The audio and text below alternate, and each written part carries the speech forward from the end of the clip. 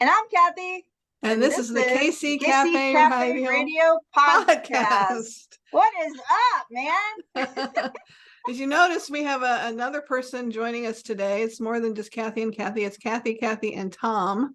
Yes. Tom Goss is a great friend of ours. He's been on Catie Cafe Radio, I think, since we started the station, pretty much. What year did you start? 2008. So yeah, I was gonna say 2008. Yeah, that was gonna be my guess. Okay, cool. And I think you were also one of the first house concerts I did as well. Do you remember that? That was, yes, of course I remember. That was so fun. You're like one of the OGs. Yep. Yeah. I was thinking, like, I want to do house concerts again. You should. I love house concerts so much. You should totally do that. Yeah, it's just such a much better way to connect with people. Mm-hmm. It's why I don't know how I mean, you're a very savvy guy as far as media goes. How do you build your audience right now with everything that's happening in the music industry?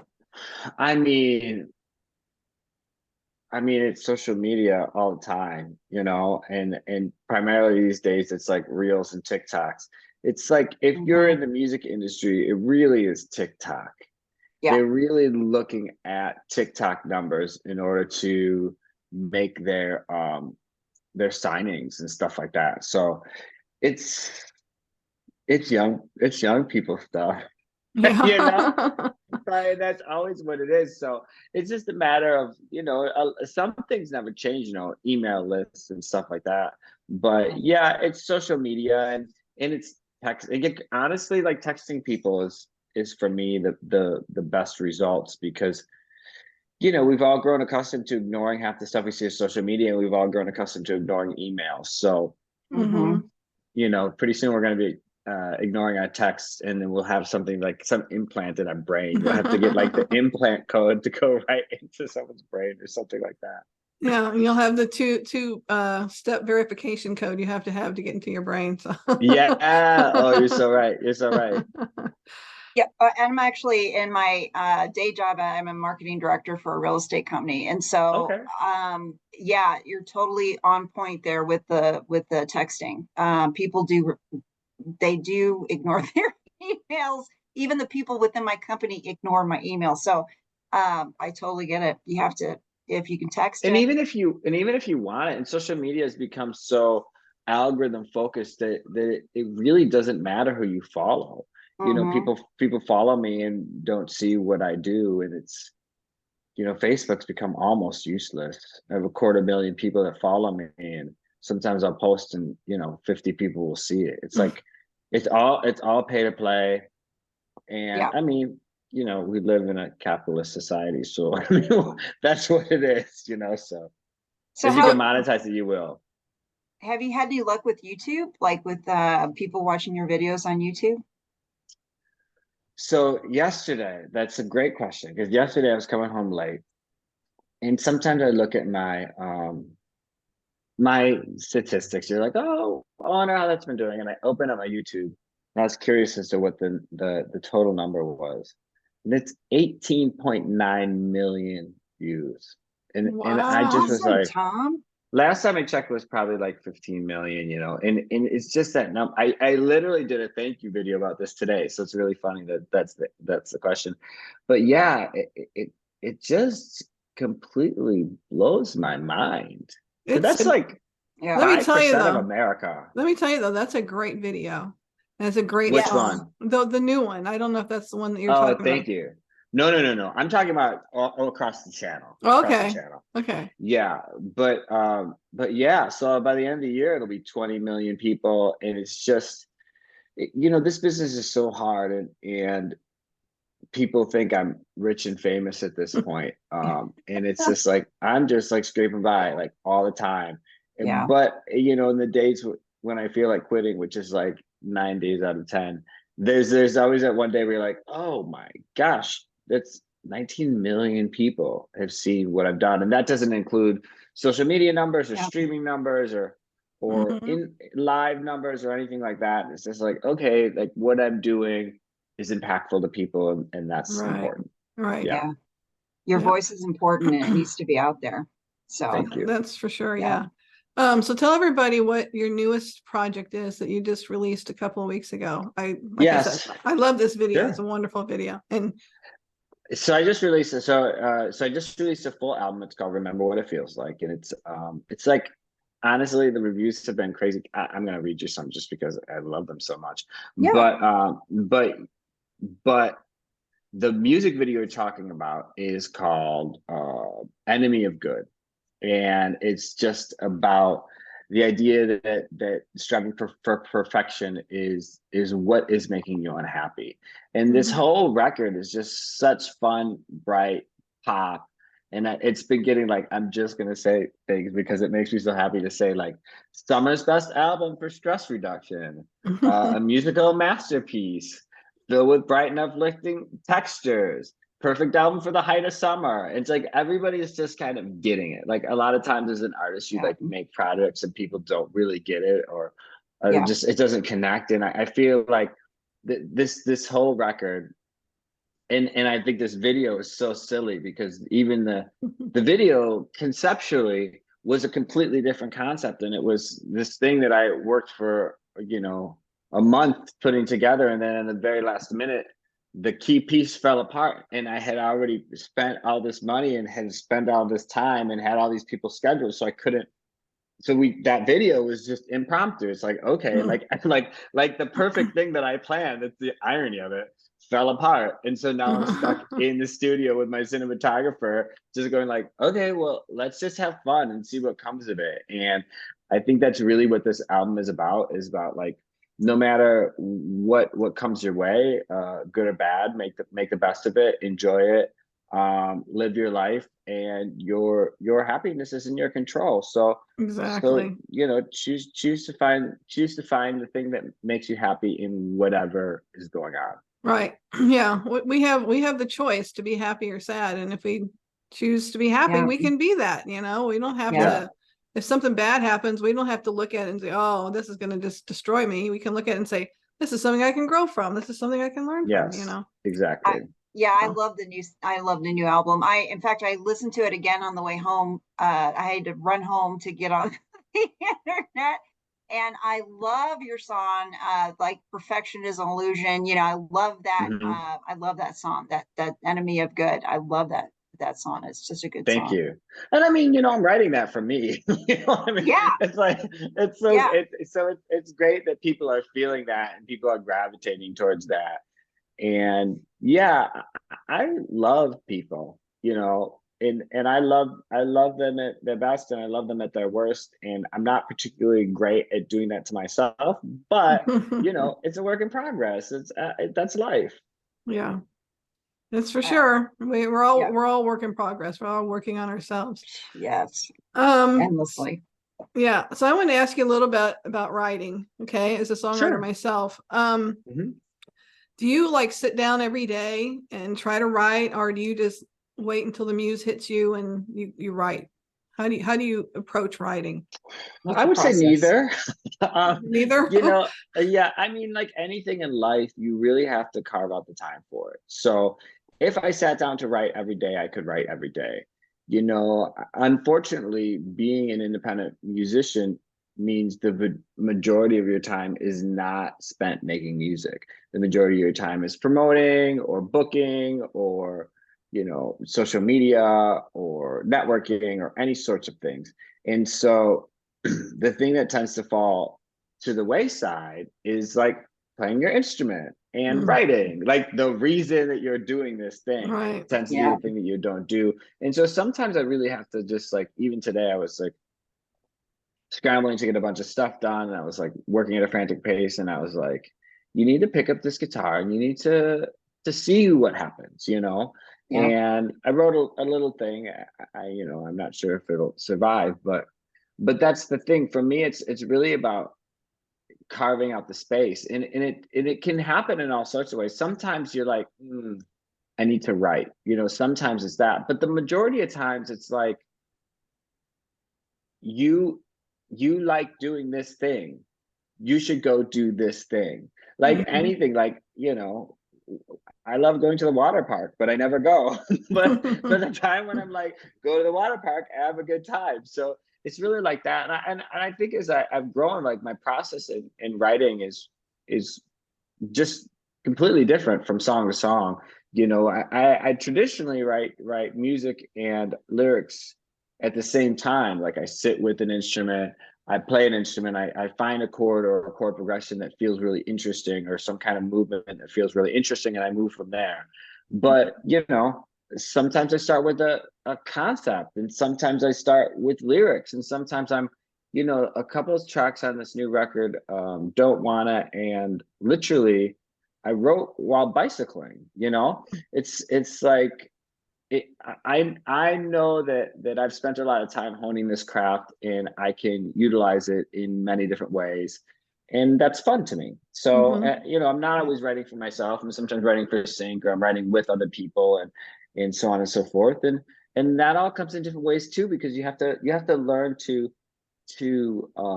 ebb and flow and find your own space in a song, and sometimes that means getting out of the way, you know. Yeah. So do you when you write with other people, is it like they like have something written and they hand it to you and say, hey, see what you can do with this? Or is it more of a collaboration where you get together and just sit down and write together? How's that work? Again, it's like all sorts of things. Yeah, that happens sometimes, you know. There's a couple tracks on this record. Everything is Something Beautiful, that I wrote with my friend Susan Ruth, and I love her. She's a great writer. She's, you know, Reba McEntire has done her songs, and there's a couple other people that I am not thinking of offhand.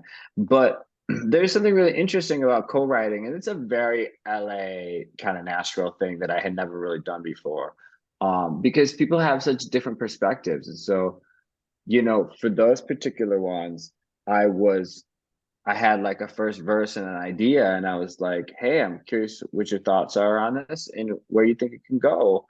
And then we grew that together. You know, I'm writing with this guy Julian right now, and I create these beats, and we just kind of talk about a vibe and what we're going for, and then I put him in the booth and he starts singing. You know, it's like there's like sometimes being a co-writer means not physically writing anything. It means being a facilitator to helping someone tell their story. And sometimes it means telling somebody's stories who doesn't have the words to tell their own stories. It means sitting there and listening to them, and they're not quite able to put that into song lyrics, and just doing it, and then asking, oh, does this sound like what you're saying? And then they're like, oh, almost, but what if we do this? And you're like, okay.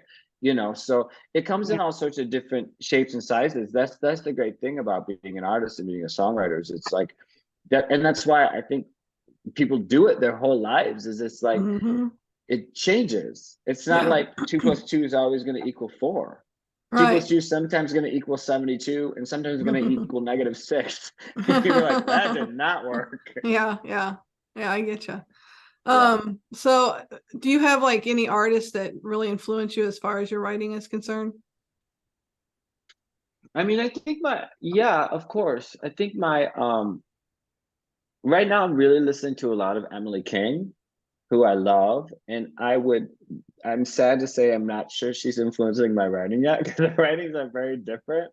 But in a lot of ways, I think my Midwestern upbringing and my time in Wisconsin and Missouri really shaped me as a writer. I think it's really interesting when I go back to the Midwest and you turn on the radio, it's like, oh, this is the music that I grew up with. It's not really playing out here. It wasn't playing in Washington, D.C. when I lived there.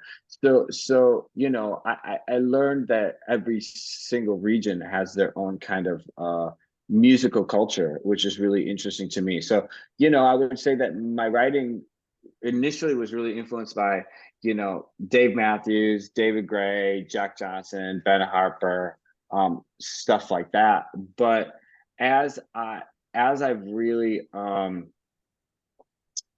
as I've changed as an artist, and as I've grown, and as I've become more of a student of the craft, my writing has become more concise and more crisp, and I would say more pop. But I wouldn't say pop like Ariana Grande. I would say pop like Beatles-esque. You know what I mean? Like tell a story, tell it really concisely.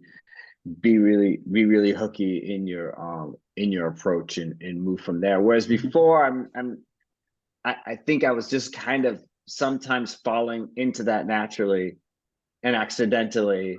And now I know that I should be doing that. And I point the ship in the right direction. Yeah. Do you remember the first song you wrote? Yes. I don't remember what it was called. But yes, I do remember I started writing almost immediately. I was a freshman at University of Central Missouri, and I was in my dorm room, and I got a guitar for my high school graduation. So that means I was probably playing guitar for 3 months. And I mean, I'm really dating myself at this point in time. So it would have been like 1999, and I had, we still had like boom boxes with cassettes, and I remember taking it into the bathroom. I was in this dorm that had shared bathroom, like 2 rooms shared a bathroom, because the acoustics were good in there. Like I didn't know anything about it, and I remember recording it, but I don't remember what it was called. It was bad, I'm sure. My songs were really bad for I would say 5 or 6 years. Do you remember what dorm you were in? Nattinger. Yeah. Catie and I, both of us went to Central Missouri State as well. Oh, okay. Where were you? We were in oh God, it was we were in Hudson Hall. Hudson's yeah. Like that's the old one, right? It's not even a hall anymore. It's like it's like the music annex now. Oh, is it the music annex now? Yeah. Yeah. Okay, you were on the cool side of the campus. We were on the not so cool side. Unless you were in Ellis. You were cool if you were in Ellis, but everything else over there was not cool. I remember Ellis. Yeah, Ellis, they had 2 sides of Ellis, and but all the action and all the fun stuff was happening on where you were on the Nattinger. But you know what? They have torn down Nattinger Bradshaw. Really? No, really? Yes. Yeah. They tore it down there a couple of years ago, and it was there. They tore it down this past summer. Yeah, I was just the there. thing that I thought that was mind blowing to me about Nattinger is that I grew up in Wisconsin, and Wisconsin is pretty flat. Yeah. And in Nattinger, if I went in the front door, I had to go down a flight of steps to get to my room. If I went in the back door, I had to go up a flight of steps to get into my room. And if I went in the side door, I was on the floor. And I just thought it was so cool. Like I just was like, oh wow. Yeah, because it's on a hill. Yeah. Especially right there at that part of the campus. It's really big hills there. So yeah. Sorry, I have a pug puppy, and he's been by himself for 2 hours, and so he's like, if you see me going up and down, it's because I'm trying to see this pug. Do you want to see him? Yeah. So where at in Wisconsin did you grow up? Kenosha. It's the southeast tip of the state. It's in between Milwaukee and Chicago. Oh, what a cutie! My grandma, my LB pug Kenobi. My grandma lived in Waupaca. Where's that? And Waupaca is about in the middle of the state. It's about, like, if you were to look at a map of Wisconsin and open it up, it would be like right in the middle where the staples are. Okay, I'm looking at it right now. And my Aunt Betty lived in Appleton. She lived in Appleton, and my grandma lived in Waupaca. So every summer, I totally understand about Wisconsin. In fact, sometimes I'll slip into my Wisconsin accent. I lived in Wisconsin. I lived in Minnesota for 9 years, and so I can totally do Minnesotan. Yeah, You're really good. You're really good at it. Don't tell her that. Don't encourage her. Don't encourage me. Yeah. Anyway, it's about you, not me. So let's talk more about you. No, that's fine. That's fine. All right. So are you touring? How are you promoting this new album? Yeah, I've been touring a little bit. I was in DC, New York, Provincetown, Massachusetts, and I'm going to play in San Diego this weekend, and then I'm in Seattle, and then I'm in Northern California, and then I'm in it's a little piecemeal, and I'm in Delaware and Texas, and then I'm gonna go live in Spain this October. Oh, wow. So yeah, so I've got some European gigs that haven't been announced yet, but are in the process of getting announced. So that's fun. yeah, I'm excited about that. I'm excited to do something different and to try something different. And why are you moving to Spain out of all the places in the world you can? well, I'm just going to be there for a month. Just a month. Maybe Yeah, 6 weeks. Probably about 6 weeks. Cool. You know, truthfully, Catie, I am like, LA's like, you know, I love Los Angeles. Los Angeles is great, but it's a lot. Mm-hmm. And, Yeah. you know, I'm also 42 now, and I'm, you know, just trying to figure out where life is taking me next. And I thought it would be really cool to live somewhere different. It'd be really cool to live in Europe for a little bit. And Yeah. so I was telling my friend this, and he was like, "Oh, come stay with us." And I was like, "Yeah, that's where I want to be anyway." So it's going to be really exciting and really cool and really different. And I just want to be immersed in a different culture. I like, you know, it's funny. I was hanging out with my friend last night, and we were talking. He was like, "This is the meaning of life," and he was telling me what the meaning of life is, and part of it was being comfortable. And I was like, not for me. Like, I want to be uncomfortable. I don't want to be comfortable. And when I am comfortable, when I am settled, that is when I am most bored and most discontent. So yeah, I think I'm just exploring. I'm exploring a little bit. Mm-hmm. So where out in Spain are you going to be? Barcelona. Oh, very so nice. cool. Yeah. You're gonna run with the bulls and all that kind of stuff. I don't know. Is that where they run with the bulls? They're probably not. No, they don't do that there. Where do they run with the bulls? I can't think of the town name offhand. It's definitely not Barcelona. That's like Pamplona. Pamplona. Pamplona is where they run with the bulls. It's called Pamplona. You need to make sure to take lots of videos and pictures because it's a beautiful country. I have lots of people that I know that have been to Spain, and it's beautiful. So are you going to start? Stunning. Are you going to start writing songs in Spanish then, and having a? I mean, I do have one song in Spanish. I'm a really bad Spanish speaker. But yeah, I do have one song called La Bufadora that I did a Spanish version of. I want to say that released probably in 2019, I think. Cool.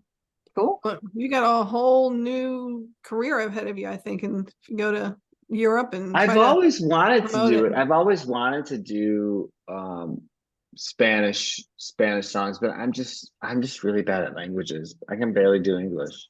Well, you can tell we are not very good at English either. So so Catie, I think you're going to do a little speed round of questioning with Tom here. Oh, okay. Let me get my questions up. So are these the questions you sent me? Yes. Okay, great. I wrote them down, so I just have to make sure that So just to let you know, we've been doing this podcast now since the beginning of June, and every week we do a new topic, and so these are sort of the topics we've been doing over the past several weeks. Okay. So you kind of know, so people can get an idea. They'll know what we have been saying in podcasts about these different topics, but now we want to hear somebody else's point of view of some of these topics as well. So okay, got it. So the first question is, what is your favorite musical? Yeah, and I don't like musicals. So it's funny because I've never and I'm not saying anything about the medium in any way, shape, or form. It's really great. It just doesn't connect with me emotionally, and I'm not really sure why. I've seen so many, and every time I say that, I have a friend who's like, "No, I'm gonna show you a musical you like," and I'm like, "Okay," and then I sit down and I watch it, and they're like, "How was it?" And I'm just like, but so I went back to, because I used to be in musicals when I was a little kid.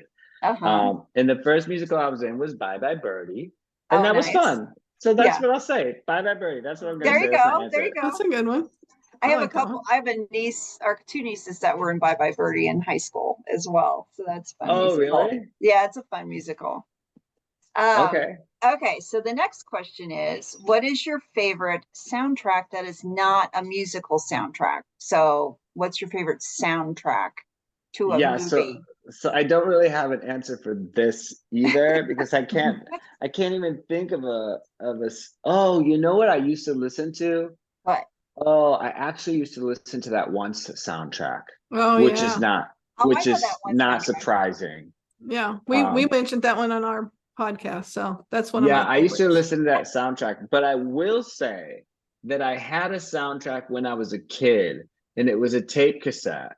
And it Uh-huh. was also the first time I learned a song on the piano. There was an Oh, cool. opening track that was on the piano, and I would just play it, play the boombox by the piano and just learn. I Uh-huh. just learned how to play it. Um, and that was, I think, Karate Kid 3. Oh my God. That's Oh, awesome. you know what other soundtrack I had? I had two soundtracks when I was a kid. Now that I'm thinking about it, and it was Ghostbusters 3. Oh yeah, classic. So I loved that Who are you soundtrack. gonna I used call, to fall man? asleep. That town, somewhere in the city. I'm gonna look that up right now. What was That's Ghostbusters awesome. 3 soundtrack? And if that's Ghostbusters. and I'm pretty sure it started that town, somewhere in the city, back of my neck getting dirty and gritty. Hmm. Oh I think yeah. that's how it. I think that was the first song. That's 11 spoonful. Is Yeah. it? Yeah. Yeah. What's it called? Summer in the City. Somewhere in the Summer in the City. City. Yep. Yep. Oh, cool. All right. So who I can't read either. What's your favorite duet? Like so a duet would be like two people that are Yeah. independently, that kind of come So together. for me, it's JP Sachs and Julia Michaels, who's a little bit of a cheating because they date, you know what I mean? Which I didn't realize at the time. Yeah. But If the World Was Ending, I think it's just such a stunning song. Hmm. Um, it's like if the world was ending, you'd come over, right? You'd come over and you'd stay the night. Would you love me for the hell of it? All our fears would be irrelevant.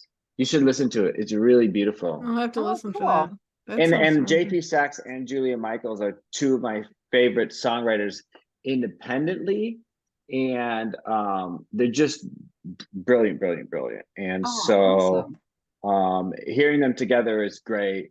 And honestly, honestly, it's kind of annoying because it's like, uh, of course, they're writing the best songs ever because they are dating each other.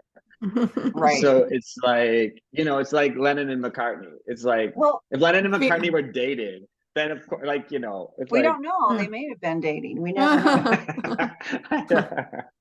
Um, no, actually, a lot of the duets that we picked were either couples or became couples after they duetted Mm, with each other. mm. Anyway, so I think there's something to be said about that, that people end up being together after they Yeah, duet. maybe. Um, so what's your favorite song about an animal? So I have to shout out Emily King. She's got a song called "The Animals," Oh, and I love that song. I think we mentioned that one in the podcast. oh, did we? Yeah, I Yeah. Really? think we did. Hmm. Hmm. That was on our Yeah. list. Um, It's one of her first. It's what I think it's on the first. Her first.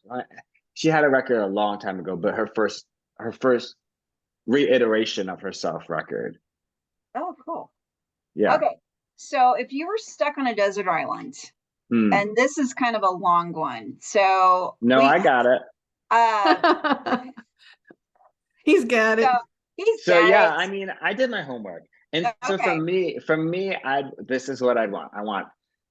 You should probably ask the questions for the audience. Well, that's Not me. okay. That's okay. So like name three artists from each decade. And you could just name like Oh, maybe I didn't understand it. I get three oh, artists from each decade. from each decade, but you could, if you just want to do three, if you Oh, want I thought it was just whatever. three. No, well, you can just Well, give us your three. you can do three. That's your Yeah, top three. Yeah, let's yeah, just your do the top three three. because that's Yeah, what I that's a thought. I lot. thought I That's a was lot. confined. I thought I was confined to that 40 years.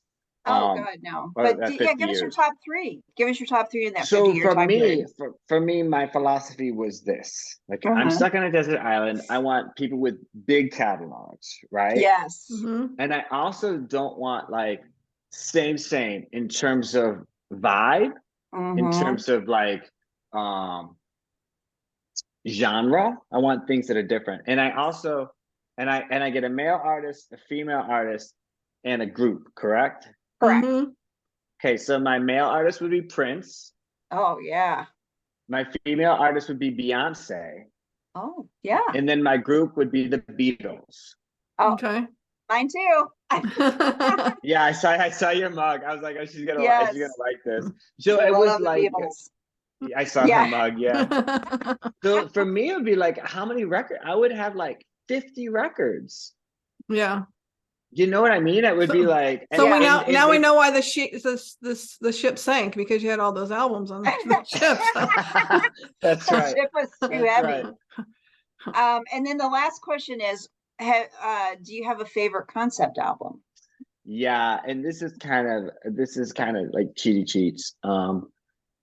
Tommy by The Who. Oh yeah, that is a good But one. of course, of course, I loved that growing up, you know, because it was my name. So yeah, so So they call you Tommy growing up? Yeah, some people still call me Tommy. I like Tommy. You can call me Tommy. It doesn't bother me at all. And I think I am a Tommy in a lot of ways. Like, I'm very childlike. My brother's name was James, and growing up he was always called Jimmy. And when he got to be older, he wanted to be called Jim. And so as a young kid, I always heard my mom and dad calling him Jimmy. And we were out somewhere, I don't know. And I go, hey, Jimmy. And he's like, my name's Jim. Don't call me Jimmy.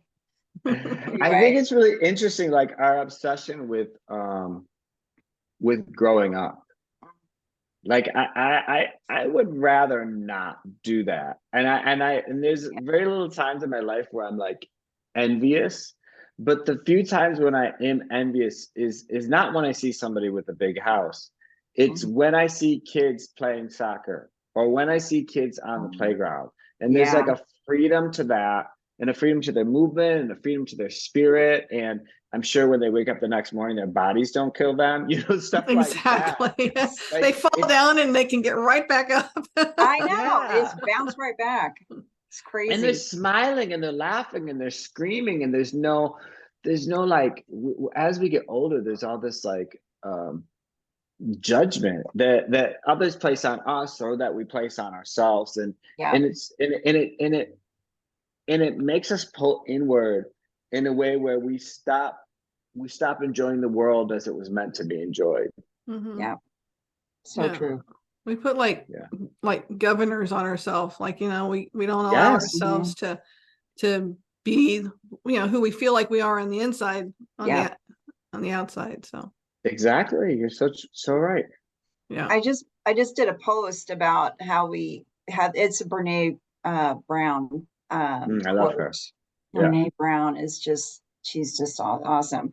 But she talks about, like, you have this armor on and you get to a point in your life, probably in my 40s, 50s, I'm in my 50s now, where you got to take that armor off and you just got to live, you know, you just got to live and be free and be who you need to be, and stop worrying about what people think about you. You just, because you can't change what people think about you. They're going to think it, whether you know, dim yourself or not, but make your light shine. Just shine your light and be who you are. That's who you have to be. And I agree. Like, it's really like, and I understand why. I as a human in his 40s am constantly fighting against the urge to close, to protect, to do that, because it's like life is like hurt. Life is bad. And it's like, the reason the kids are open to everything is because nobody's crushed them yet. Exactly. Like, they have a lifetime of being crushed ahead of them. But the truth of the matter is like being open to being crushed is the best way to live. And so for my, and I think this is what my new record's about in a lot of ways. This is like, it's because a lot of crazy stuff happened that should destroy me. But at the end of the day, it's like, I don't really feel like being destroyed. So you can do whatever you want, and it's gonna be horrible, and that's fine. And I can choose to let that ruin my life, or I can just be like, Right. I can survive. If you survive to 42, then it's like a gay man growing up in middle America. It's like, fine, you got this. It's like gonna be good. It's gonna be okay. It's gonna be a breeze at that point. Yeah. Yeah. Well, we thank you so much, Tom, for taking the time to talk with us today. Thank you for having me. Yeah, it was great seeing you again. I haven't seen you in a very long time, and it was good talking to you. I have to ask you one more question. Do you still have that guitar? It's a 12-string guitar that you would string as a 6-string. Is that the guitar you still play? No, I don't play the guitar anymore. So that was a Seagull. Yeah, I remember that. But doing that really changed how I played in a way that I really liked, because I had a 12-string Seagull, and I was a bit too lazy and or unskilled to tune the strings. So I just ripped half the strings out. Yeah, I remember you telling me that. And I found that I had all this space between the frets, like it's like playing a nylon string guitar. And so the way that I started playing the guitar is like much janglier than I played before, and in playing chords that really and playing with the open spaces between the strings. And I think that it really influenced my sound. It really changed the way in which I wrote, because I could strum and it would just be like jangly, so jangly and big. So I still have that. I'm pretty sure it's in DC somewhere, but I don't play it anymore. I'm 2 guitars beyond that guitar. You graduated. But I really only do 1 guitar at a time. I'm not like a gearhead or anything like. Well, you can see Meg. Yeah, you have so many guitars. I have 20 guitars. So what? I have 1 guitar and 1 ukulele. Actually, no, I have 2 ukuleles. That's it. Yeah. I have 20 guitars, 3 ukuleles, a banjo, 2 mandolins. So how many hands do you have? Really? I know, right? Well, I teach all those instruments too, so I have to kind of have them. So yeah, that's my excuse. That's what I tell my husband anyway. Yeah, I'm sure. Does every guitar have different strings on it? No, but they all have something. So you only need 1 to teach it. Well, what I do is I kind of rotate them. I'll like tomorrow I'll probably take 3 different guitars back to work, and actually I have 3 basses too. I forgot to mention that. But I'll take 3 other guitars to work with me tomorrow. And some women have purses. Catie has guitars. Yeah. Some women have shoes. I have guitars. She has. Yeah. You just have your guitars. Yeah. I mean, it's a good thing to have. I'm just teasing. Yeah. Yeah. No, it's all good. She's always been that way. So. All right. Well, we'll let you go, Tom. Now that I got my guitar question answered. Well, what do you play now? What are you playing now? Is it a Taylor? I play a Taylor. I really like my Taylor. Yeah. So my first guitar was a Takamine. Then I had that Seagull. Then I had this thing called the Garrison. And now I've been playing the Taylor, I want to say since 2018. It's definitely like a good guitar. I think the most I ever spent on a guitar was $700. And it was like my job, and I would tour around the country on like a $300 guitar, which was crazy. I really did like that. The Seagull pickup was really nice though. It was really beautiful.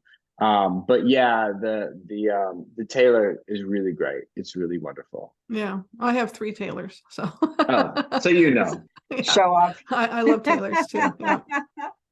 Yeah. Well, we really enjoyed talking to you today, Tom. It was a great conversation. Thank you so much for having me. You're so humble, and we love that we know you. We love your positivity. And why don't you let people know where they can find you and where they can download your music, or how you want them to find your music? Sure. It's really Tom Goss is my name, and all my social media is at Tom Goss Music. And that's also my website. So, you know, I don't know if you use Instagram or Twitter or TikTok or Facebook, any of these things, YouTube, go to Tom Goss Music. My website is Tom Goss Music if you're interested in looking at tour dates or merch. And yeah, I hope to be in Kansas City again soon. I hope so. miss it. Yeah. Yeah. Kathy's in Colorado, so if you're Yeah, ever in I hope Colorado to- Springs. I hope to be in Kansas City too soon. Oh, you're in Springs? I Yeah. am Colorado Springs. Yeah. Oh, I'll be there next month for like Right. 10 hours. Mhm. I have a bunch of family in Springs. So Oh, yeah, so I have two uncles and a bunch of cousins and Cool. an aunt. And my mom's turning 70. And so I was like, cool. oh, what are you doing for your birthday? And she's like, well, I'm going to see the Cubs because they're playing the The Rockies. Rockies. And my Oh, yeah. family's obsessed with the Cubs. So I'm gonna go, and I have a very brief period of time. So I'm gonna go see a Cubs game, drive to Springs, have dinner with a birthday dinner with my family, wake up at like 5 in the morning and drive back to the Denver airport and like fly Wow. east for shows. Yeah. Wow. Fun. But I'll poke you Yeah. because I might be there early to like set up the surprise because they're going to multiple Cub games and I only have tickets to one. So Oh, yeah, Well, Well- tell your mom happy birthday for us. And yes. will. That's a big milestone. I love it. yep. yeah. Well, So, thank you, Tom, again. And Thank you. we Thanks so much will- for having me. We will be in touch, Absolutely. and looking forward to hearing more of your music and seeing you on stage too. Yes. All right. All right. Thank you. Bye. Thank you. Bye. bye.